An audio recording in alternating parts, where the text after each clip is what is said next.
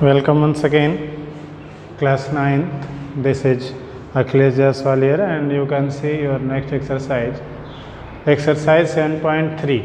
And first question is given that in the given figure,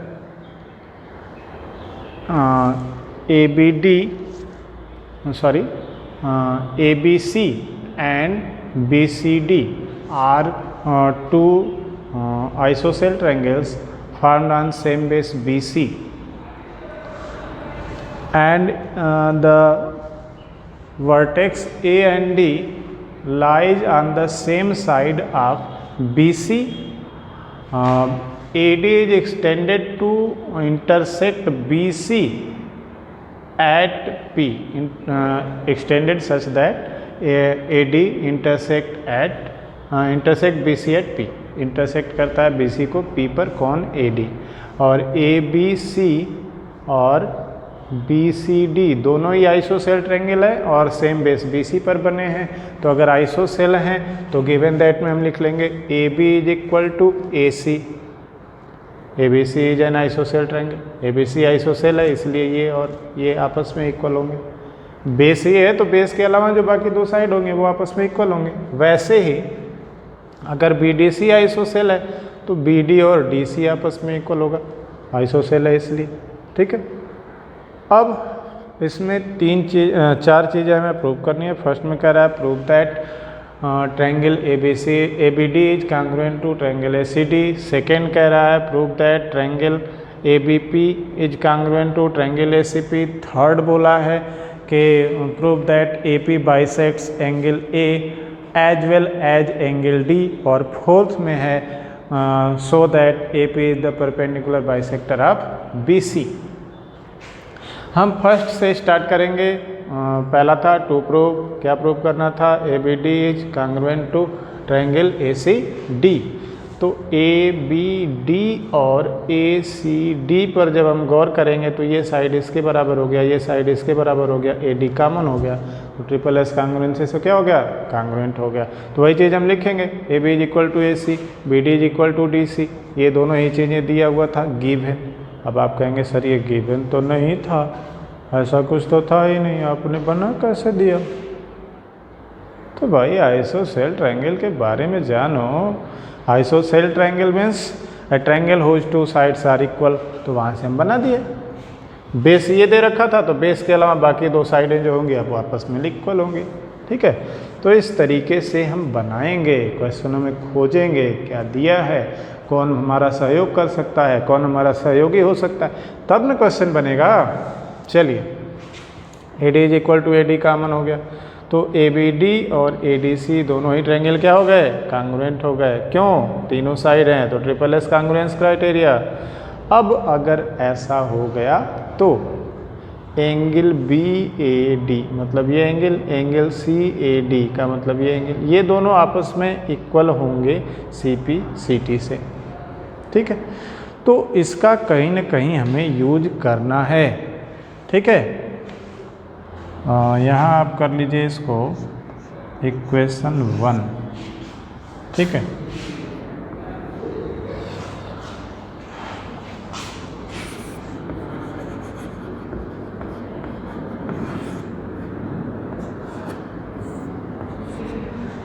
अब आइए, तो ये पहला फर्स्ट प्रूफ हो गया।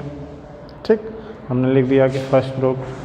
सेकंड के लिए हमें क्या करना था? टू प्रूफ में था triangle ABP is congruent to triangle ACP। ABP ये ट्रायंगल और ACP ये ट्रायंगल। हम कहेंगे कि in triangle ABP and ACP AB is equal to AC given, AP is equal to AP common, दोनों में कॉमन है। ये एंगल इस एंगल के बराबर होता, आइसोसेल ट्रायंगल है इसलिए। तो इसका सहयोग न लेकर के हमने दूसरे का सहयोग लिया। क्यों? क्योंकि अगर हम इस एंगल को दिखाते तो ये साइड और ये साइड और ये तो दूसरा एंगल हो गया, तो ऐसे एस कांग्रुएंसी नहीं लग पाती। तो इन दोनों साइडों के बीच का एंगल हम यूज कर लें, तो वो उसी के लिए हमने इसको यूज किया। ठीक है, तो हम कहेंगे कि ये जो BAD था वही BAP होगा और जो CAD था वही P होगा, तो BAD BAP is equal to CAP, BAP is equal to CAP from equation first से हम इसको मिला दिए।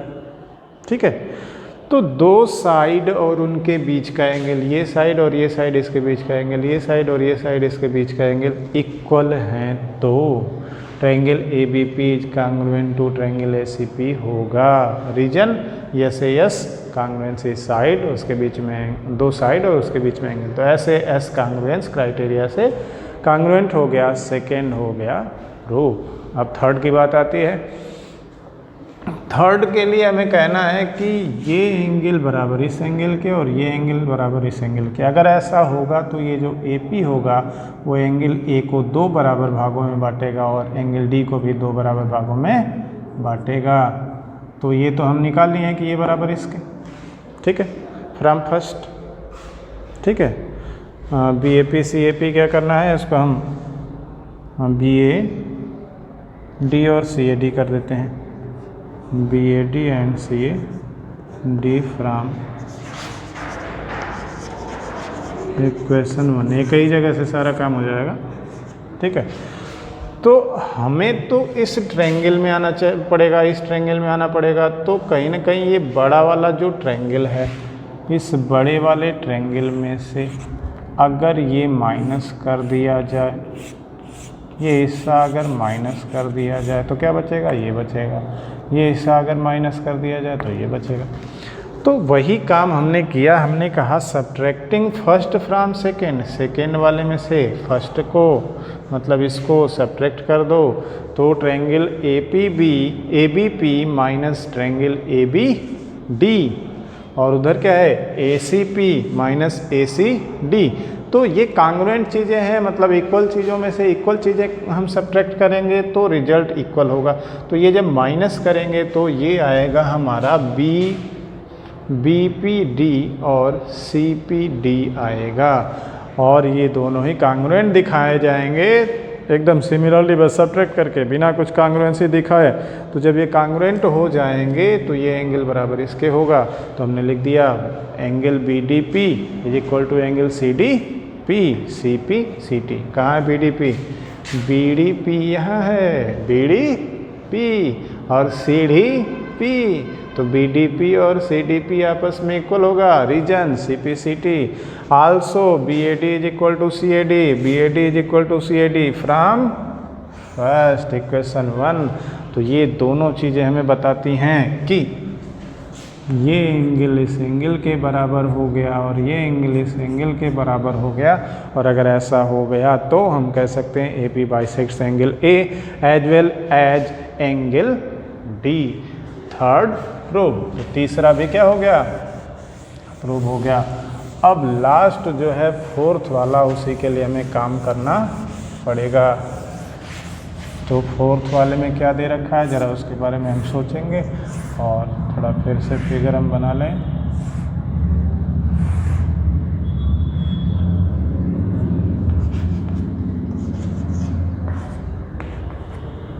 ये था। तो फोर्थ में हमें प्रूव क्या करना है, to prove AP is perpendicular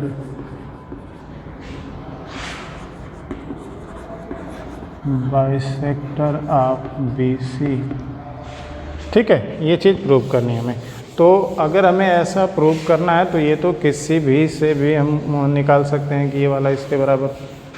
ठीक है, तो ज़रा देखो हम क्या करेंगे।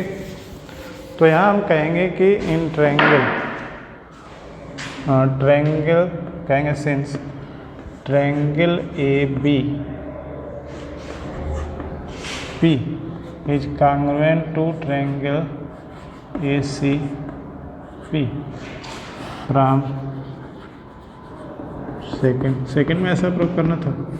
ठीक है, तो ये सेकेंड में अगर ऐसा दिया है तो implies that angle APB is equal to angle APC CPCT। Also B P is equal to P C C P C T. तो B P is equal to P C मतलब ये इसके बराबर होने का मतलब कि ये ए पी इस बी सी को दो बराबर भागों में बांट दिया, बाइसेक्टर हो गया। लेकिन परपेंडिकुलर बाइसेक्टर होने के लिए ये 90 होना चाहिए। तो हम कहेंगे कि angle A P B plus angle A P C is equal to 180। Reason linear pair कह दो या स्ट्रेट एंगल कह दो, तो ये हो गया। अगर ऐसा हो गया और दोनों आपस में एंगल हैं इक्वल हैं दोनों एंगल, तो ए बी पी और यहाँ भी ए बी पी ही लिख सकते हैं, ठीक है। तो ये हो जाएगा 2 angle A B P is equal to 180। तो ये हो जाएगा angle A B P is equal to 180/2 means 90। तो ये एंगल ए पी बी और ए पी सी था, तो ए पी बी लिखेंगे ना, ए पी बी स्पीड में सब हो जाता है। तो ए पी बी मतलब ये एंगल 90 हो गया और ये इसके बराबर है, तो ये भी 90 होगा। Means angle A P B is equal to angle A P C is equal to 90 degree, implies that AP is perpendicular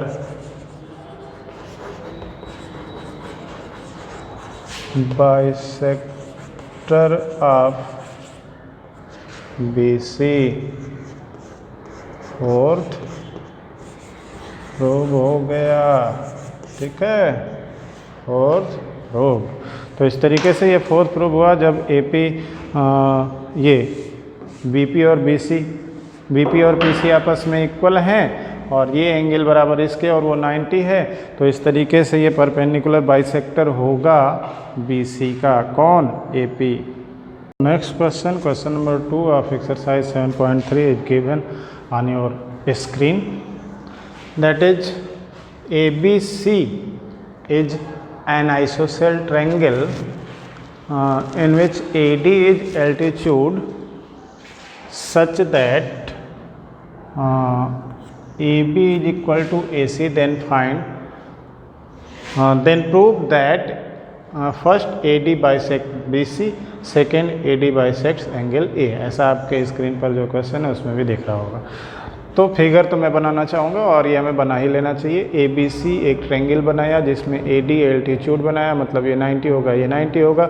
AB is equal to AC है क्योंकि ये आइसोसेल है। गिवन दैट हमने लिख दिया AB is equal to AC, AD perpendicular to BC means AD is altitude, ठीक है। To prove हमने फर्स्ट सेकेंड सब लिख दिया। अब हम कहेंगे इन ट्रायंगल ABD, तो ये जो भी चीज़ें दिखानी है, BC को बाइसेक्ट करेगा AD। क्यों बाइसेक्ट करेगा भाई? जब BD और DC इक्वल हो जाएगा तो इसका मतलब वो बाइसेक्ट करता है।